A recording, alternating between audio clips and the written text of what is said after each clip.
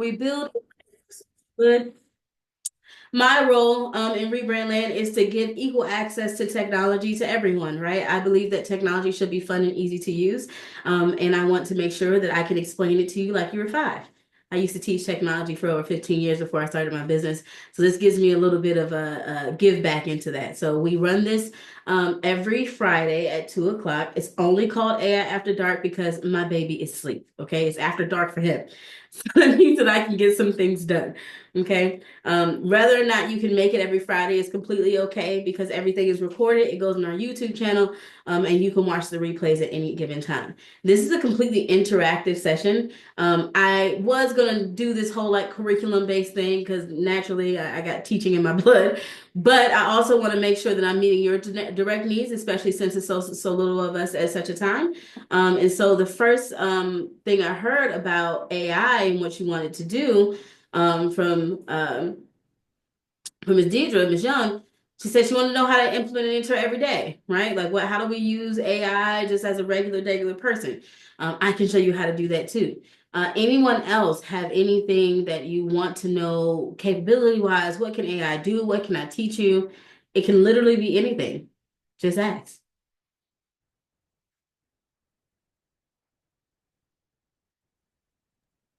Okay, I'm going to come and ask this question. I want AI to help me take my 2-hour classes and break them into bite-sized pieces. Mm, Um, okay. so my regular training and classes are, you know, an hour to 2-hour classes, corporate training and such, but I want to break them down into bite-sized pieces. Okay. So you have corporate style trainings that are 2 hours long, bite-sized pieces, meaning how long? You want them like 15 minutes? You want them 30 minutes? What would be the length of that? 30 minutes max. 30-minute max. Okay. Do you have any of your programs written down? Do I have, I'm sorry, say that again? Any of the workshops that you do you have them written down somewhere? Yes. Okay. All right. So I'm going to use a sample of what I would do in that situation using I'm just going to pull a random program from some random nonprofit I've worked with at this point. And you do it that way. Sound good? I'll give you some step by step on that. So we've got how do we use AI in our every life? How do we break down our programs to make it make sense? For those that are just joining me and just meeting me, this is my specialty. I scale programs. I work specifically with nonprofits, mission-driven businesses, people that are doing some good for the world to help them scale their programs and get funding for it. And we're doing pretty good at it. We've helped raise up to $5 million for startup nonprofits, which is, I'd say a good thing. Okay, so I'm going to take Ms. Young's question first. Okay, there's a couple of different ways that I would implement AI into my everyday. So the best way that I use AI, and this is coming from someone that I have ADHD, I lean into it. I have a number of different things going on. I'm a mother, I have 2 dogs and a man. I'm tired. Okay. So how do I make sure that I manage my time effectively? And how do I make sure that I'm getting everything done the way it needs to be? So what I would literally do is I'm going to actually open up a new tab for ChatGPT. Okay. So here's the main thing I want you to take away from every conversation we ever have about AI. Okay. No matter who we use or what we use it for, never marry yourself to one tool ever. Okay. There's so many different AIs out here that do so many different things. And this is how we can get them to work together to get to the same goal. Okay. So I'm going to go to ChatGPT. Okay. And if I wanted to use ChatGPT for anything, I'm going to use it to help me brainstorm. Okay. Now, if you're anything like me, sometimes I don't have time to type. Also, if this is your first time here, This is for the people that pay the $20 for ChatGPT, because you're gonna have to. I gotta get you exclusive features, okay? So $20 a month, get that one. This is who this content is for, and this is why, right? Because you're able to do things like personalize it for you. So I actually have my own custom GPTs. Custom GPTs are the ones that I've created to accomplish a specific goal. When you are in your ChatGPT, you can simply go to Explore GPTs, hit create, and you can create a custom GPT based on what you need it to do. I have several of them. One's my personal assistant. That's the one that we're going to use today. And we have one that we actually sell. That's a social media strategist. We have a strategic thinker. We have a sales strategist. Anything that I could possibly use for my business, I've created one for, and created some for clients as well. The purpose of this is so that you can delegate exactly what you're saying to this custom GPT before you actually move to a different one, right? So if you're using just the regular ChatGPT, you haven't created a custom, yes, your ChatGPT that's associated with your user account is remembering certain things about you, but is not tailored to a specific role. Think of it as if you are in a business or you're going into a corporation and everyone has their title because everyone has their job to do. Your custom GPTs serve the same purpose, right? You tell your GPT, this is what I want you to do. This is how I want you to act. This is how I want you to respond because this is the goal that I need to have accomplished. Does that make sense? Give me a thumbs up, drop something in the chat. Let me know if that makes sense. Okay. Okay, perfect. So I'm not going to create a custom one because I already have the one I'm going to use. Remember, this is the one that I use to brainstorm. Now, I have two different ones for me that I've created that I use to brainstorm. My personal assistant is just for me. That's just Kayla, mom. I've got, my speaking engagements. I got someone that wants me to do a workshop. I'll use my personal assistant for this because I've trained this model on how I speak, think, and act. It has uploaded documents on some of the meetings that I've had, so it understands the way that I talk, my tone. It understands personal things about me. I've gone so as far as to upload my resume. I've uploaded awards that I've gotten. I've uploaded video links. I've uploaded anything that I needed to train this specific GPT on so that it can model me as best as it can. Okay, so you know how you see some of these some content out there, you're like, man, someone didn't even take the emoji out. That's definitely ChatGPT, right? My content never looks like that because I have my personal model. So if I create something or I need something done, I'll go to the GPT that sounds like me, right? So that doesn't give this AI type feel. So for my personal assistant, this is for me, but I also have another one that's made just for my business, okay? Because that kind of brainstorming is completely different, okay? And I need that to do a different thing. So this one is our strategic growth assistant. So for the personal, I'm just going to jump back because most of the time, if not all the time, I'd rather talk than I would to actually type anything in. So I'm actually just going to use the voice feature. The voice mode allows me to talk directly to the GPT, tell it exactly what I needed to say, and then move on. There's one point that I need to make about this when you're using these GPTs, because there's been a lot about data and not wanting people to have your information. One, you got to pick and choose your battles, right? It's technology. Our data has been sold left and right all over the place for a number of reasons, right? But two, if you're really concerned about the way your data is or protecting your ideas, just make sure that you mask what you're saying to the GPT. Instead of saying my business is, the Rebrand Creative Agency, I could say I'm working with business A and business A does this, right? This is who we serve, protecting the ideas in that manner. If I'm using it for a program or something like that, I would say program A, just masking what you're doing as best as you can so that you don't give away all of your great ideas to a company that is going to use it to train their models. And that's the reality of it. Okay. So I'm going to use the voice mode and I'm going to talk directly to my custom GPT and tell it what I want it to do. Okay. We got one more person coming in. I'm going to talk to my custom GPT and we're going to see just what the response is. If you can't hear him speak, him or her, you can't hear the AI speak, just let me know. Okay. So I can make sure I get the settings right.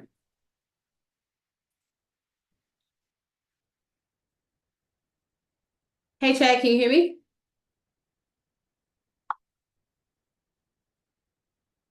Yes, I can hear you. What's up?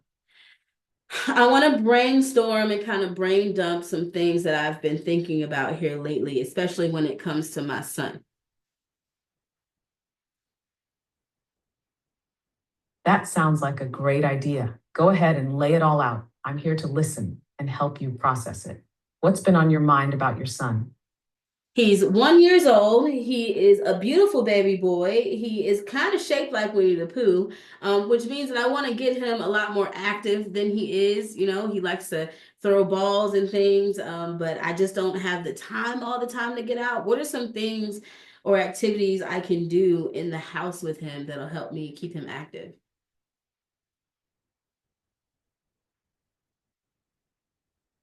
Ah, he sounds adorable, and I totally get it. Keeping a 1-year-old active while juggling everything else is a challenge. Since he already enjoys throwing balls, you can build on that with some fun indoor activities. 1. Balloon volleyball. Blow up a balloon and gently hit it back and forth. It helps with coordination and keeps him moving without worrying about breaking things. 2. Softball toss. Set up a laundry basket or a box and have him throw softballs or stuffed animals into it. You can even move the basket around to make it more challenging. 3. Obstacle course. Use pillows, couch cushions, or even a tunnel toy if you have one to create a little path for him to crawl, climb, and step over. 4. Dance party. Put on some fun music and just dance with him. Let him move however he wants. It's great for gross motor skills and burns energy. 5. Animal walks. Call out animals and have him imitate them. Bear crawls, bunny hops, frog jumps. It's fun and gets him moving. 6. Bubble chasing. Blow bubbles and let him chase and pop them. It's simple, but keeps him engaged and moving. 7. Push and pull activities. Okay, chat, stop for a second. Give him a laundry basket to Stop, push stop, around stop, some stop, stuffed stop, animals stop. inside, or let him pull a toy on a string to build those. All right. So she's gonna keep going. I got the gist. Okay. So easy way, right? Implement AI into my everyday. I've got a 1 year old. This is all a true story. I have a 1 year old. He is shaped like Winnie the Pooh, and we do affectionately call him Pooh Bear. And he is super active, right? And so this was a real life scenario for me. I've got some pretty good ideas. He actually loves balloons and he loves to throw things. So I'm going to use some of these ideas. Other ways that I would implement this is if you've had a long day, you're winding down, you've got a whole bunch of things in your mind, I would use this same voice feature to just talk to it about everything that's on your mind, right? I've got a list of things to do. I would say something to the chat like, help me prioritize my list. Hey, I'm going to just go ahead and just brain dump everything that I've got going on right now. Create me a list so that I can download it and print it out.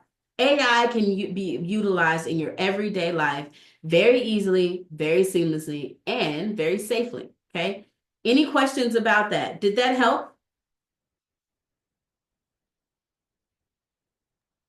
That was amazing. Oh my God. I'm sorry. I'm driving right now, but I never thought to talk to it like that and just let it all hang out. And I love that that responding, your assistant. I'm going to set that up. Like, do it today. Please do. I've Please used I do. used it in all different ones, but I'm always typing. So thank you so much for that. Nice. Brain Nice. dump.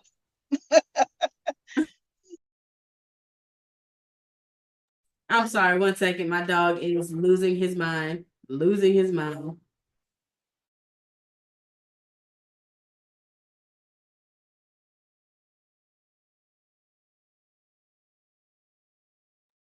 I have two dogs. I have one that is 13, and one that is 2. The 2 year old pit bull is the one that's losing his mind because people are just outside doing their own thing. I'm not sure. So, hi, Kima. Thank you for joining us. Yeah, my GPTs are pretty cool. I've got to make some updates to them too. Okay, so anything else? Anything else? So we've got that. You can use the voice feature. I definitely utilize the voice feature more than a little bit because I oftentimes I'm just kind of sitting down and I'm doing different things. I'm like, I just need to talk this out, talk to my GPT, see what's going on. Here's one thing I will say, okay? There is this is my belief. This is what I've been studying. I've been teaching technology for over 15 years. I also am very heavily into social emotional learning. I'm a licensed mental health therapist and a licensed school counselor. With that being said, I believe that there's a direct correlation between social emotional and the way that you utilize technology. Okay. Have you ever seen those people that like when they get so frustrated with their tech, they like throw their things, they throw their phone, they're breaking screens, they're completely shutting down? That's probably how they handle most of their situations, right? So it's my belief that AI may be difficult for some people if there's some pieces of yourself that you also have to get in tune with, right? And the number one thing is communication. I'm not sure why there's this belief that you don't have to be nice to your technology, right? In my head, why be mean to something that's helping you, right? I've seen people, cursing and swearing and doing all sorts of things to their AIs, and for me, that's just a mental health thing. Like that's up here, right? That's how you interact with people. So you interact with technology that way too, right? It could also be this belief that you believe that the technology is emotionless, doesn't have feelings, same thing that people sometimes feel about animals, but the same way, right? Like why put that energy out into the world? What's the reason for it? So if you are looking to prompt your AI, if you're looking to talk to your AI, get it to help you. I'm not saying you got to do please and thank yous every time, right? But work on your communication style. Ask it, right? Hey, I've got this going on. Can you help me with this? If you're using a new AI, like China just dropped a new AI 3 days ago, 6 days ago, and it's called Kimi AI, and it's supposed to be this faster and cheaper and all this than the rest of them. They're never going to end. So the best thing that you can do in this day and age is just to get equipped, right? Put yourself in positions where you're using AI every day. I know most people may have iPhones and you're talking to Siri. Siri is an AI. It sucks, but it is, right? So your Alexa, it's an AI, right? All these things are ingrained into your everyday life already. So don't let something like a ChatGPT or a Claude or Perplexity or a DeepSeek or a Kimi or a Jasper or whatever make you feel like you're falling behind, because you're not, right? You just got to kind of release that fear. Does that make sense? Okay, I'm still taking open-ended questions about how we can utilize AI. I did have a curriculum of sorts for today, but I think because it's a small a number of people, I could just take your questions directly and see what we can make AI do for you. Anyone else? Feel free to type in the chat or come off mic.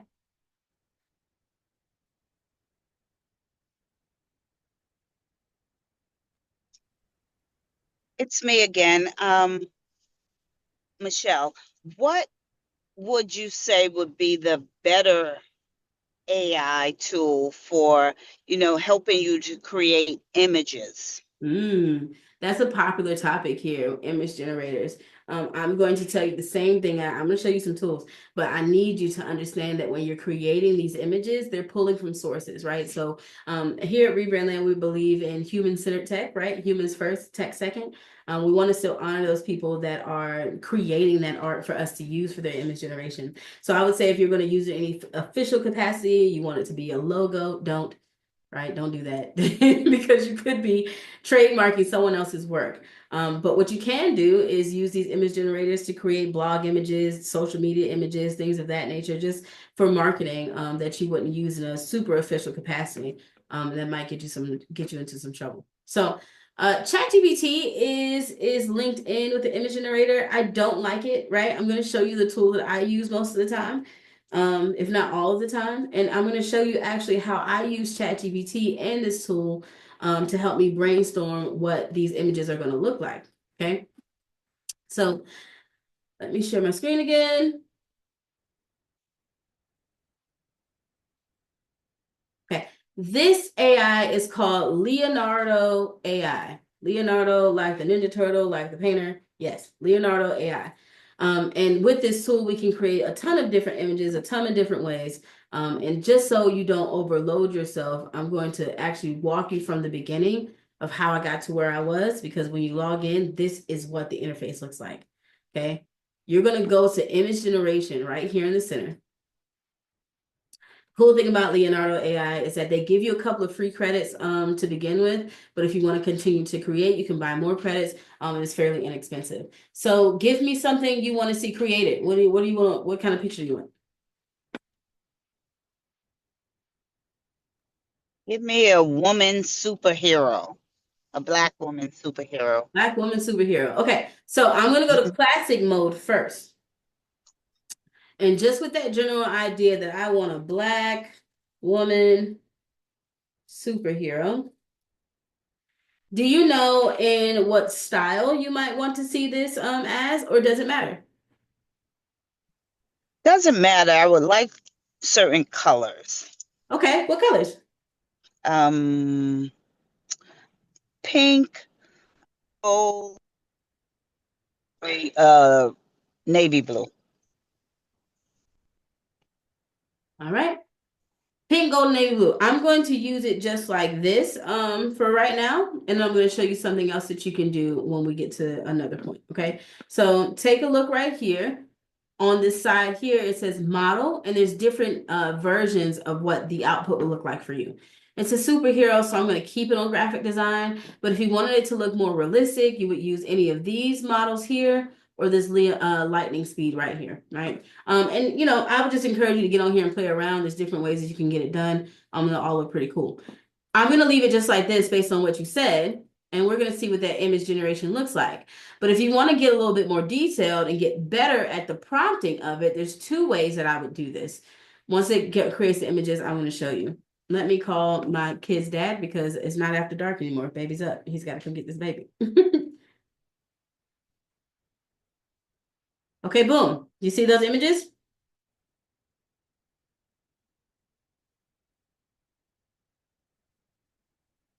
Looks nice. Now I'm actually going to hit improve prompt. Okay. That improve prompt is right here on the stars. Improve prompt, and it's actually going to use AI to train the AI to give it what you want, right? AI is working with itself. Gave me a longer prompt. I look at it, I make sure that it aligns with what I may want. Sometimes I may change things just because I want it to look a certain way, and I'll hit generate.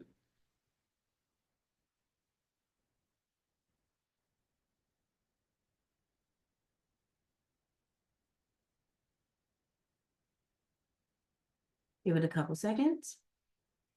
Boom, a little bit more fierce. Ooh, love it. I absolutely love that one. I don't know what I would do with it, but I love that. I do. I do. I love it. Can we get a number 3 on her chest?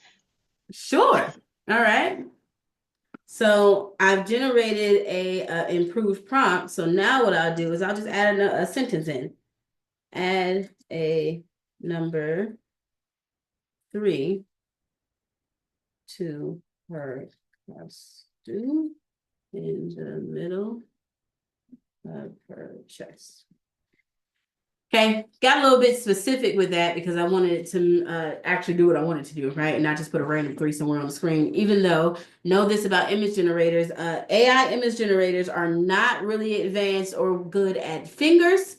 They are having a hard time with smiles sometimes, especially if it's real people. The smiles are crazy. Okay, that didn't give me the number 3. That didn't give me the number 3. So here's what I'm going to do here. I'm actually going to switch the state that I'm doing the image generation in, and I'm going to click flow state. Flow state allows me to generate multiple versions of the image that I'm looking for in different styles in an infinite amount. It's an infinite amount over and over and over again. Once I find one that I like, I can click that one and continue to generate more until I get to what I want. So I'm going to click Black Woman Superhero with the number 3 on her chest in pink, gold. What was it? Pink, gold, and blue? Is that what you said?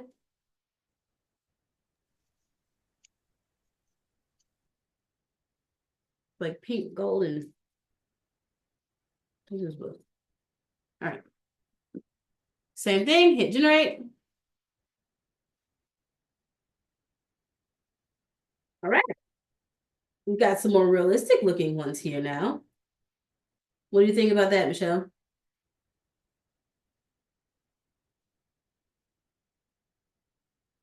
I think I like, oh, okay. Yeah, it got a little overwhelmed, right? It's like, oh wait, hold on. Yeah, There's like, oh, more. wait a minute. Give me more, you know? Um,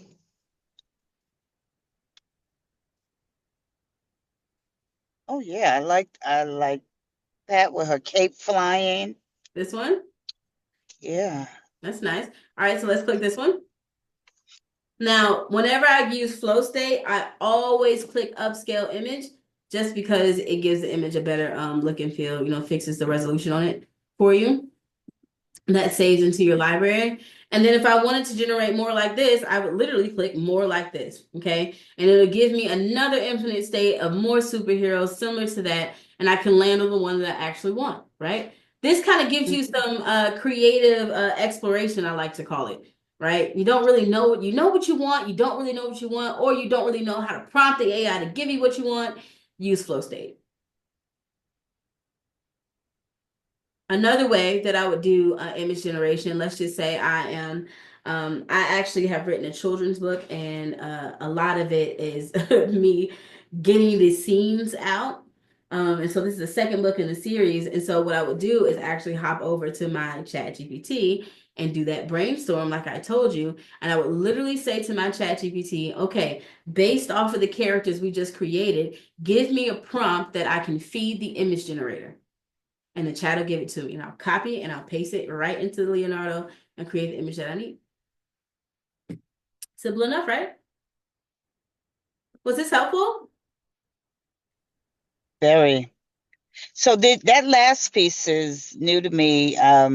We kind of swim in the same pool, but I love what you're doing here. So you just said based on what you've already given it, you can ask it to build a prompt. Mm-hmm. You would click the button, Oh. so it's these stars right here. You click the Hmm. stars and click improve prompt, and it'll do it itself. Yeah, because that's where, I spend a lot of time trying to get my prompt, Mm-hmm. just right or try to figure out what it is.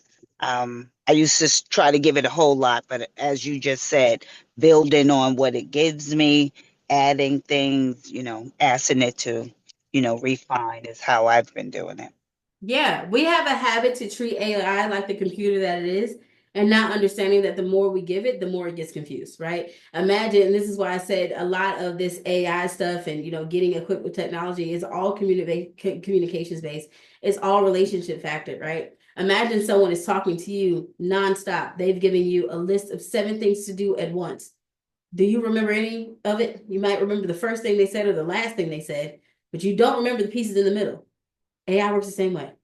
Okay. So break it down into pieces. If you wanted to complete a task, start off by saying, this is the task I need to complete.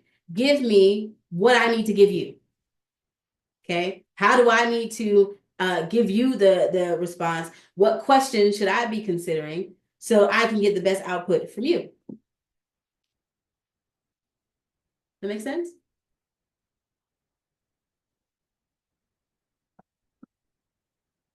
Okay, party people. We're coming close to the end of our time here. I will take any other questions if you have them. If you don't have any questions, please, if you enjoyed yourself today, if you had a good time, come back next Friday, bring a friend, share it out. We want to get this out to as many people as possible. But I also would like to take the time to actually show you what I've been creating with AI, if you have some time still, so that you can see just the power of what we're doing here. Is that fair? You guys want to see something cool? Okay, so if you're still here, you can stay. If you need to go, you're free to drop. But I am on this mission to make nonprofit tech great. Period. It's just not again. Nonprofit tech sucks. Everything about it sucks. It's just all the technology that we're given. It's the cookie cutter version. It's the bottom of the barrel. The first version of their MVP they built, and they gave it to nonprofits and said, "Here, don't ask us for anything else." And they give the good stuff to small business owners or enterprises. And what I've learned from working with nonprofits as long as I have is that we are so starved for good technology. We'll take anything. We'll take anything that comes out. And it's just not fair, right? And so I'm on a mission to change the way that nonprofit tech operates, making sure that it's easy and functional for people to use, but also making sure that we have equal access to things like AI agents that you wouldn't necessarily have if you don't have big, expansive budgets. So I'm actually going to play a demo video for the first AI in our fleet that we've created. Her name is Crystal. And she is the most comprehensive and the only CRM made for nonprofits by nonprofits. If you work in nonprofits or you work with nonprofits, you also may have encountered technology that was not made or built by people that have ever worked in a nonprofit ever. they've never stepped foot in one, but said, I'm going to build this nonprofit tool to take nonprofit money. And that's how that works, right? So this is Crystal AI. Welcome to Crystal AI, your intentional data-driven AI assistant for program management, grant discovery, and donor insights. Crystal AI is designed to optimize your programs, keep everything organized, and maximize your impact with your grant data. With Crystal's platform, you'll be able to manage your programs effectively, allowing you to focus on impact rather than organization.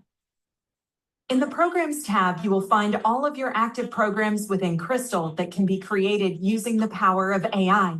Simply click Create Program, input the basic program details, and ask Crystal to generate the rest of the program details for you. Crystal will generate a comprehensive program that includes a description, key information, objectives, target audience, and an implementation strategy. Remember to select a start and end date for your program.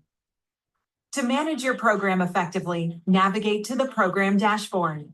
Here, you will find a basic outline of your program, allowing you to keep everything on track.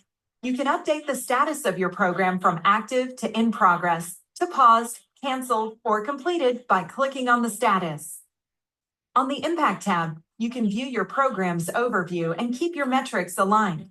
Generate impact metrics by clicking Generate and let Crystal analyze your program to identify the metrics you should use to measure success. This information can be shared with grantors and donors to secure more funding. Use the Notes tab to keep your team updated about the program and upload any associated documents to keep everything organized in one place.